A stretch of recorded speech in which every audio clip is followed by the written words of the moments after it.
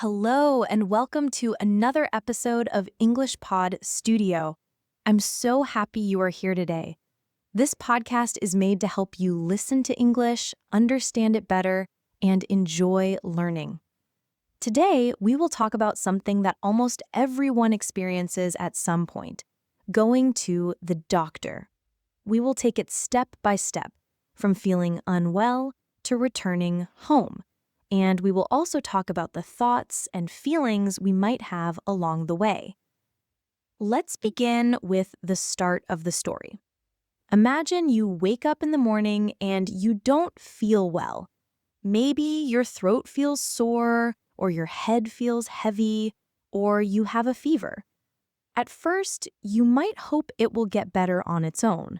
You drink some water, rest for a while, and see if you feel better. But sometimes the feeling doesn't go away. You realize that you might need to see a doctor. When you decide to go to the doctor, the first step is often making an appointment.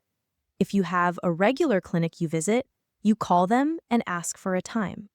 You might say something like, "Hello, I'm not feeling well. Can I see the doctor today?"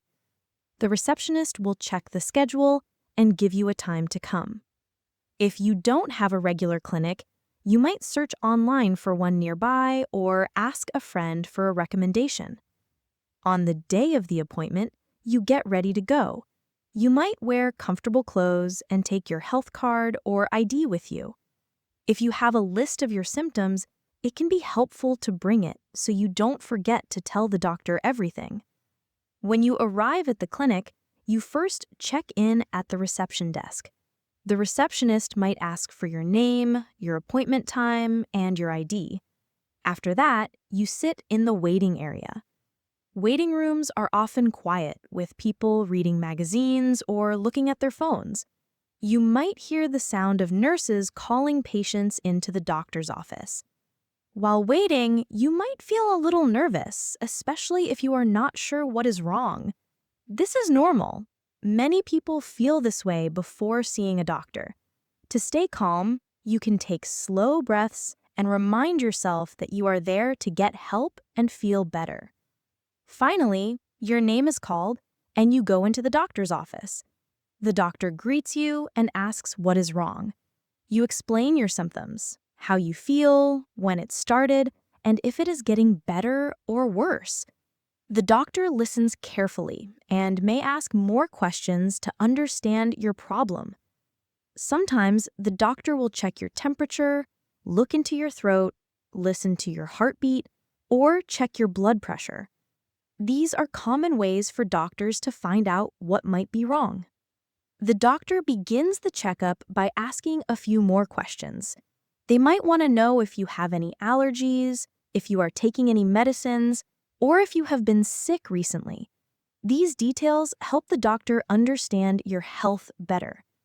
If you have a sore throat, the doctor may use a small light to look inside your mouth. If you have a fever, they might take your temperature again. If you are coughing, the doctor might ask you to take a deep breath while they listen to your lungs with a stethoscope. All of these steps are normal parts of a medical examination. After checking you, the doctor will explain what they think is wrong. This explanation is called a diagnosis. For example, the doctor might say, "You have a common cold," or "It looks like you have the flu." Sometimes the doctor might not be completely sure yet and may recommend some tests, such as a blood test or an X-ray, to get more information. When the doctor gives you a diagnosis, they will also suggest a treatment plan. This could include medicine, rest, or changes in your diet. For example, if you have a sore throat, the doctor might prescribe lozenges or antibiotics, depending on the cause. If you have the flu, they might tell you to drink lots of fluids, rest, and take fever medicine. The doctor might also give advice on how to recover faster. This advice could be things like washing your hands often, staying warm, eating healthy foods, and sleeping well. If your illness is something contagious, like the flu, The doctor might tell you to stay at home so you do not pass it to other people. Once the doctor has explained everything, they may write a prescription if you need medicine. You take this prescription to a pharmacy to get the medicine.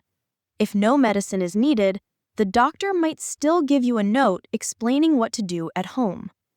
Before leaving, it's a good idea to ask the doctor any questions you have. You can ask things like, "How long will it take to get better?" Or, "What should I do if I feel worse?" Asking questions helps you understand your health and what you need to do next. When the appointment ends, you thank the doctor and leave the office. If you have to pay for the visit, you do that at the reception desk before leaving. Then, if you have a prescription, you go to the pharmacy. At the pharmacy, you give the prescription to the pharmacist. They prepare the medicine and explain how to take it. They might say, "Take 1 pill twice a day after meals," or "Drink this syrup 3 times a day." It's important to listen carefully and follow the instructions exactly. After you leave the pharmacy, you finally head home. If you are feeling weak, you might take a taxi or get a ride from a friend or family member. Once you reach home, the first thing you might want to do is rest. You put away your things, maybe change into more comfortable clothes, and sit or lie down. If you have medicine, it is important to start taking it exactly as the doctor or pharmacist told you. Some medicines need to be taken at certain times of the day. For example, you might need to take 1 pill in the morning and 1 in the evening. If it's a liquid medicine, you might use a small measuring spoon or cup to take the right amount. Along with medicine, rest is very important. Your body uses energy to fight illness, so you need to give it time to recover. This might mean sleeping more than usual, or lying in bed for most of the day. It can feel boring, but rest helps you heal faster. Drinking fluids is another important part of getting better. Water, warm tea, or clear soups can help keep your body hydrated. If you have a sore throat, warm drinks might make it feel better. If you have a fever, drinking enough fluids helps you stay cool and replace the water you lose when you sweat.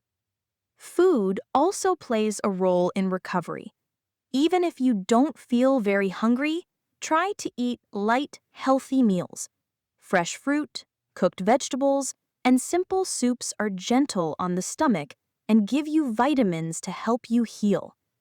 While you rest, you might also want to do small activities that keep you calm and happy, such as reading a book, listening to soft music, or watching a light TV show. These activities can lift your mood while your body works on getting better. Sometimes recovery is quick and you feel better in a day or two. Other times it takes longer. If your symptoms improve, that is a good sign. But if they stay the same or get worse, it's important to follow up with the doctor. This might mean calling the clinic again or going back for another checkup. During recovery, it's also important to avoid passing your illness to others. This might mean staying in your room if you live with family, washing your hands often, and covering your mouth when you cough or sneeze. By taking your medicine on time, resting, eating well, and following your doctor's advice, you give your body the best chance to heal fully. After a few days of rest and care, you start to feel better. Your fever might be gone, your cough might be lighter, or your throat may no longer hurt. You notice you have more energy, and you can move around the house without feeling too tired. This is a sign that your body is healing well. When you start to feel healthy again, it can be tempting to jump back into your normal routine quickly. But it's better to take it slow.